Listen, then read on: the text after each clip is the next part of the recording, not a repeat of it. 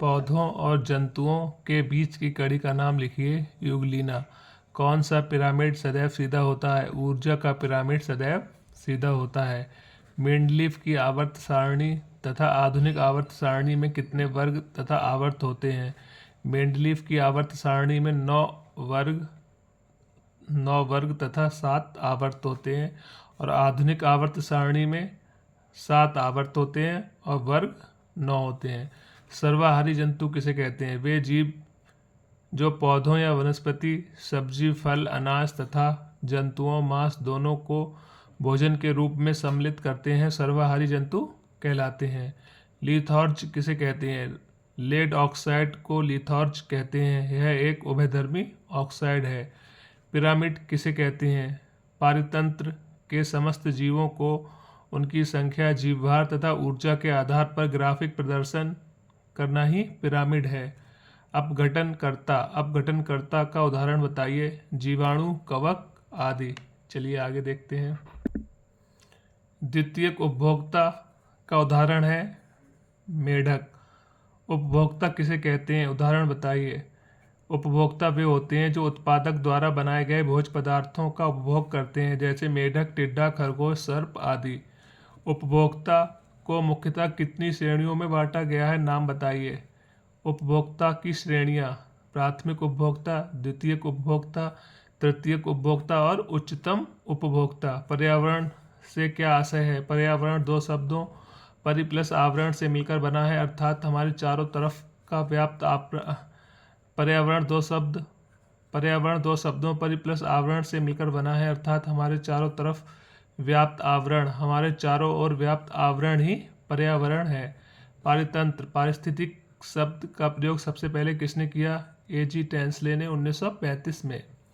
पारितंत्र के कितने घटक होते हैं? पारितंत्र के 2 घटक होते हैं, जैविक घटक और अजैविक घटक। जैविक घटक किसे कहते हैं? उदाहरण सहित बताइए। पारितंत्र का वह घटक जिसके अंतर्गत सजीव चीजें आती हैं, जैसे पेड़ पौधे, जीव जंतु आदि, ये सभी क्या होते हैं? जैविक घटक। पारितंत्र का वह घटक जिसके अंतर्गत सजीव चीजें आती हैं, सजीव घटक कहलाता है, जैसे पेड़ पौधे, जीव जंतु आदि। अजैविक घटक किसे कहते हैं? पारितंत्र का वह घटक जिसके अंतर्गत निर्जीव आते हैं, अजैविक घटक कहलाता है, जैसे ताप, दाब, सूर्य का प्रकाश आदि। पारितंत्र किसे कहते हैं? पारितंत्र को पारिस्थितिकी भी कहा जाता है। इसके अंतर्गत जैविक एवं अजैविक घटक आते हैं। जैविक तथा अजैविक घटकों के पारस्परिक अथवा आंतरिक संबंध को पारितंत्र कहते हैं। रुधिर क्या है? मतलब रक्त क्या है? रुधिर एक तरल संयोजी ऊतक है जो प्लाज्मा एवं रुधिराणु का बना होता है। रुधिर का पीएच मान 7.4 होता है, अतः यह कहा जाता है कि रुधिर क्षारीय विलयन है।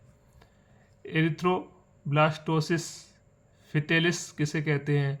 यदि पिता का रक्त RH+ हो और माता का रक्त RH- हो तो जन्म लेने वाले शिशु की जन्म से पहले गर्भावस्था में अथवा जन्म के तुरंत बाद मृत्यु हो जाती है। चलिए आगे देखते हैं। धातुओं का प्रमुख स्रोत क्या है? धातुओं का प्रमुख स्रोत क्या है? पृथ्वी की भूपर्पटी। खनिज किसे कहा जाता है? खनिज किसे कहा जाता है? भूपर्पटी में प्राकृतिक रूप से जो तत्व या यौगिक पाए जाते हैं वे खनिज कहलाते हैं। श्वेत रुधिराणु WBC के कार्य बताइए। श्वेत रुधिराणु WBC के कार्य बताइए। शरीर की प्रतिरोधक क्षमता को बढ़ाना, रोगाणुओं और जीवाणुओं का भक्षण करना। हीमोग्लोबिन की मात्रा कम होने से शरीर में कौन सा रोग होता है? हीमोग्लोबिन की मात्रा कम होने से शरीर में रक्त अल्पता रोग हो जाता है। रुधिर प्लेटलेट्स का कार्य बताइए। रुधिर का थक्का बनाने में सहायता करता है। एंटीजन तथा एंटीबॉडी में अंतर बताइए। एंटीजन लाल रुधिर कणिका में होता है, जबकि एंटीबॉडी प्लाज्मा में पाया जाता है। रुधिर वर्ग O को सर्वदाता क्यों कहते हैं? रुधिर वर्ग O को सर्वदाता इसलिए कहा जाता है क्योंकि रुधिर वर्ग O में कोई एंटीजन नहीं है तथा यह सभी रुधिर वर्गों को रक्त दे सकता है। रुधिर वर्ग AB को सर्वग्राही क्यों कहा जाता है? रुधिर वर्ग AB को सर्वग्राही क्यों कहा जाता है? क्योंकि इसमें एंटीजन नहीं होता तथा यह समस्त रुधिर वर्गों से रुधिर ले सकता है।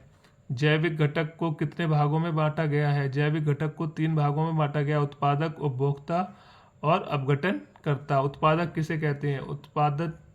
उत्पादक किसे कहते हैं? उत्पादक के अंतर्गत समस्त प्रकार के हरे पेड़ पौधे आते हैं। उत्पादक वह होता है जो प्रकाश संश्लेषण क्रिया के फलस्वरूप भोजन का निर्माण स्वयं करता है, जैसे हरे पेड़ पौधे, नीला हरा शैवाल आदि। द्वितीयक उपभोक्ता वे हैं जो अपना भोजन प्राथमिक उपभोक्ता से प्राप्त करते हैं। इसके अंतर्गत मांसाहारी जीव आते हैं, जैसे भेड़िया, बिल्ली, मेढक आदि। तृतीयक उपभोक्ता किसे कहते हैं? उदाहरण बताइए। वे उपभोक्ता जो अपना भोजन द्वितीयक उपभोक्ता से प्राप्त करते हैं तृतीयक उपभोक्ता कहलाते हैं, जैसे शेर, सर्प आदि। चलिए आगे देखते हैं। रुधिर स्कंदन में कौन सहायता करता है? रुधिर प्लेटलेट्स। हीमोग्लोबिन क्या है? कार्य बताइए। हीमोग्लोबिन वह रंजक पदार्थ है जिसके कारण रुधिर का रंग लाल होता है। हीमोग्लोबिन लाल रुधिराणुओं में पाया जाता है। मानव शरीर में ऑक्सीजन का संवहन हीमोग्लोबिन ही करता है। धमनी तथा सिरा में अंतर बताइए। धमनी तथा सिरा में अंतर: धमनी रक्त को हृदय से अंगों तक पहुंचाती है, जबकि सिरा रक्त को अंगों से हृदय में लाती है। धमनी में शुद्ध रुधिर बहता है फुफ्फुस धमनी को छोड़कर, जबकि सिरा में अशुद्ध रुधिर बहता है फुफ्फुस सिरा को छोड़कर। धमनी में रक्त दबाव के साथ बहता है, जबकि सिरा में रक्त धीमी गति से निरंतर बहता है। रुधिर वर्ग के खोजकर्ता कौन है? Karl Landsteiner. कौन सा विटामिन जो रक्त का थक्का बनाने में सहायता करता है? विटामिन के। रक्त का थक्का बनाने में अनिवार्य प्रोटीन क्या है? फाइब्रिनोजन। सबसे भारी धातु का नाम बताइए। ओस्मियम। सबसे कठोर धातु का नाम बताइए। प्लेटिनम। सुचालक किसे कहते हैं? जिन पदार्थों से होकर विद्युत आवेश आसानी से प्रवाहित होता है उन्हें सुचालक कहते हैं, जैसे चांदी, तांबा, एल्यूमिनियम आदि। सबसे अच्छा चालक कौन सा है? चांदी। और दूसरे स्थान पर तांबा। एक आदर्श अमीटर का प्रतिरोध कितना होना चाहिए? एक आदर्श अमीटर का प्रतिरोध 0 होना चाहिए। प्राकृतिक चुंबक का रासायनिक रूप से क्या है? प्राकृतिक चुंबक रासायनिक रूप से क्या है?